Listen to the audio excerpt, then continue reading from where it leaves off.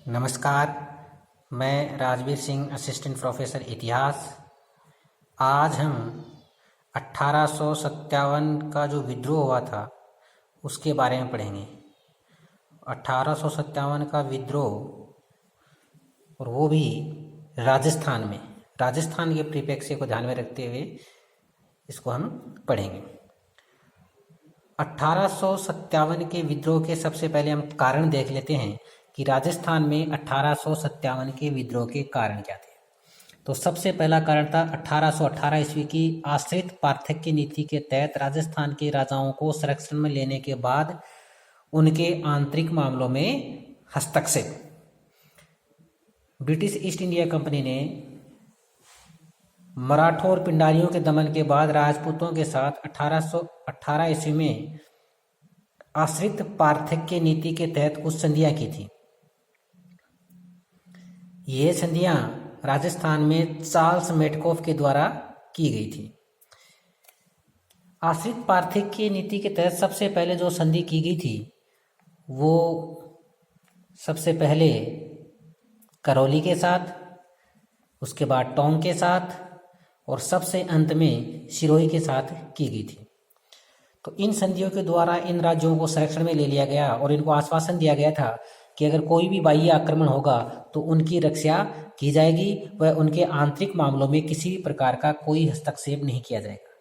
लेकिन बाद में अंग्रेजों ने इस नीति का पालन नहीं किया और जो राजपूत राजा थे उनके आंतरिक मामलों में हस्तक्षेप करना शुरू कर दिया। जैसे जयपुर और जोधपुर के उत्तराधिकार का जो संघर्ष हुआ था उसमें अंग्रेजों ने बढ़ चढ़कर भाग लिया था। दूसरा कारण था कंपनी द्वारा अपनाई गई आर्थिक नीतियों के परिणाम स्वरूप राजा, सामंत, किसान, व्यापारी, शिल्पी व दस्तकार सभी वर्ग पीड़ित हुए। अंग्रेजों ने क्या कि भारत में अधिक से अधिक लूट की नीति अपनाई। उन्होंने ऐसी फसलों के उत्पादन पर जोर दिया जो व्यापारिक फसलें थी, उन फसलों को किसानों से खरीद करके और ये फिर ऊंचे दामों पर बेचते थे, या कच्चा माल ले लेते थे। यहाँ से जितने भी प्रकार का, जैसे कपास हो या कोई और भी प्रकार का, जितने प्रकार का कच्चा माल होता था वो सब सस्ते दामों पर ले करके और ब्रिटेन भेज देते थे और वहाँ से तैयार माल लाकर यहाँ बेच देते थे जो सस्ता होता था। क्योंकि उस समय ब्रिटेन में क्या होता है कि औद्योगिक क्रांति हो चुकी होती है तो वहाँ मशीनों से उत्पादन होता है। जो भारतीय जो उत्पादन कर रहे थे वो अभी भी हाथों से तैयार कर रहे थे, तो भारतीय जो सामान था वो महंगा था और वहाँ से जो सामान आ रहा था वो सस्ता था। दूसरा ये हुआ कि भारतीयों को कच्चा माल मिलना भी बंद हो गया क्योंकि कच्चा माल सारा कौन लेकर जाने लगे? ब्रिटिश। तो जिससे भारत के जो शिल्पी थे, दस्तकार थे, व्यापारी थे, किसान थे, उन सब की स्थिति बड़ी खराब हो गई। और इन्हीं आर्थिक नीतियों के कारण राजा को भी बार बार कंपनी को तरह तरह के उपहार देने पड़ते थे, अधिक से अधिक टैक्स देना पड़ता था। इससे उनकी स्थिति खराब हो गई और राजा को कंपनी का संरक्षण प्राप्त होने से सामंत हैं उनकी स्थिति वैसे खराब हो गई, क्योंकि अब राजा को कंपनी का संरक्षण प्राप्त था और कंपनी बड़ी शक्तिशाली थी तो सामंत उसके विरुद्ध नहीं जा सकते थे। अगला कारण था ईसाई धर्म का प्रचार एवं सामाजिक सुधारों को लोगों ने अपने धर्म व जीवन में हस्तक्षेप माना। अब अंग्रेजों ने क्या किया कि भारत में ईसाई धर्म का प्रचार करना शुरू कर दिया और कई प्रकार के सामाजिक सुधार किए। जैसे कन्यावध है जिसको 1833 ईस्वी में कोटा में सबसे पहले बंद किया गया था। डाकण प्रथा थी 1853 ईस्वी में उदयपुर में बंद की गई। त्याग प्रथा थी 1800 जोधपुर में बंद की गई। ऐसे ही सती प्रथा पर भी अंग्रेजों के द्वारा रोक लगाई गई थी। भारतीय क्या थे? जैसे सती को हमारे यहाँ एक धार्मिक माना गया है, देवी का प्रतीक माना गया जो सती हो जाती थी। अंग्रेजों ने, जो लॉर्ड विलियम बेंटिंग था, उसने राजा राममोहन राय के प्रयासों से 1829 ईस्वी में सती प्रथा पर रोक लगा दी थी। तो उसी प्रकार की अन्य प्रथाएं थी जैसे कन्यावध, डाकण प्रथा, त्याग प्रथा, इन सब पर रोक लगा दी।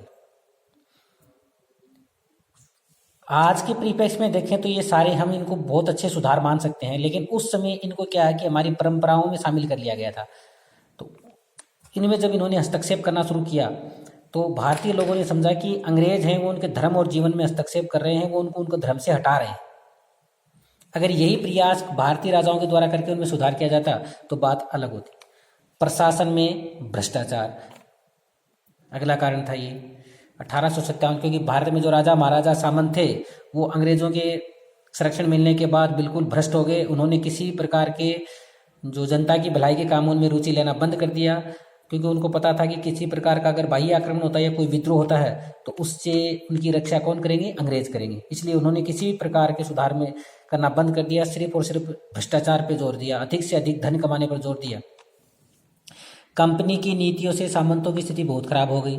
कंपनी जो जो नीतियां अपनाई उससे सामंतों की स्थिति बहुत ज़्यादा खराब हो गई। पहले क्या होते थे, सामंत होते थे वो राजा पर दबाव डाल करके अपनी नीतियां थी उनको मनवा लेते थे, लेकिन अब सामंत राजा पे दबाव डालें तो भी कोई फर्क नहीं पड़ता था, क्योंकि राजा था उसको कंपनी का संरक्षण प्राप्त था, इसलिए वह सामंतों की बातों को ज़्यादा तवज्जो नहीं देता था। इसलिए सामंतों की स्थिति सामान्य नागरिक के समान हो गई थी। लोगों पर पाश्चात्य विचार व संस्थाएं थोपना, तो लोगों पर इस समय जो पाश्चात्य विचारधारा है उसको थोपना शुरू कर दिया, नई नई संस्थाएं बनानी शुरू कर दी। चर्बी लगे कारतूस 1856 ईस्वी में अंग्रेजों ने क्या किया कि नई जो राइफल लेंस की उसमें जो कारतूस लगे हुए थे वो चर्बी लगे हुए थे, उस पे गाय और सुअर की चर्बी लगी हुई होती थी, और जब उन कारतूसों को लोड किया जाता था तो उससे पहले बंदूक को मुंह से खोलना पड़ता था। ये हिंदू धर्म और मुस्लिम धर्म दोनों के खिलाफ था, क्योंकि हिंदू गाय को पवित्र मानते हैं और मुसलमान वो सुअर को बहुत ज़्यादा अपवित्र मानते हैं। तो इन चर्बी लगे कारतूसों ने उस समय 1857 क्रांति के लिए तात्कालिक कारण का काम किया। तत्कालीन साहित्य में अंग्रेज भक्त शासकों की आलोचना, इससे लोगों में जागरूकता आई। जैसे कवि राघोदास ने सलम्बुर के रावत केसरी सिंह की प्रशंसा की थी, क्योंकि उन्होंने मेवाड़ प्रशासन पर अंग्रेजी आधिपत्य का विरोध किया था। कवि वे राघोदास, उन्होंने सलम्बुर के जो रावत केसरी सिंह उसका बड़ा गुणगान किया, क्योंकि उसने मेवाड़ प्रशासन पर अंग्रेजी आधिपत्य का विरोध किया था। कवियों ने बीकानेर महाराजा रतन सिंह की प्रशंसा की, जिसने जवाहर जी को अंग्रेजों को सौंपने से इनकार कर दिया था। बीकानेर के महाराजा थे रतन सिंह, तो जिन्होंने डूंग जी और जोहार जी दो हुआ करते थे, जो अंग्रेजों को लूट करके और उनका धन था वो जनता में बांट दिया करते थे। तो उनमें से एक जवाहर जी जब महाराजा रतन सिंह के पास थे तो उसने अंग्रेजों को सौंपने से मना कर दिया। जोधपुर महाराजा तखत सिंह की निंदा की, क्योंकि उसने डोंग जी को अंग्रेजों को सुपुर्द कर दिया था। जोधपुर महाराजा थे तखत सिंह, उन्होंने क्या किया, जो डोंगजी और जोहार जी की जो जोड़ी थी उसमें से जो डोंगजी था उसको अंग्रेजों को सौंप दिया था, और इस बात की कवियों ने निंदा की। बाकीदास ने भरतपुर के जहाज शासक रणजीत सिंह की प्रशंसा की, वह उन शासकों की निंदा की जिन्होंने अंग्रेजों का साथ दिया था। कवि दूल जी ने डूंगरपुर शासक की निंदा की, जिसने अंग्रेजों का साथ दिया था। तो इस प्रकार से ये बहुत सारे कारण थे जिसके कारण 1857 का विद्रोह हुआ, और ये जो कारण है ये राजस्थान में 1857 के विद्रोह के कारण है।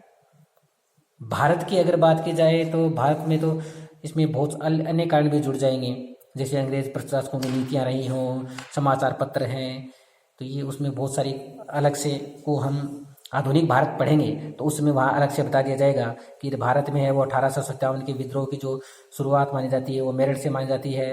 बैरकपुर छावनी की जो घटना है जिसमें मंगल पांडे की बात की जाती है, वो सब हम भारत में 1857 का विद्रोह पढ़ेंगे तब बता दी जाएगी। धन्यवाद।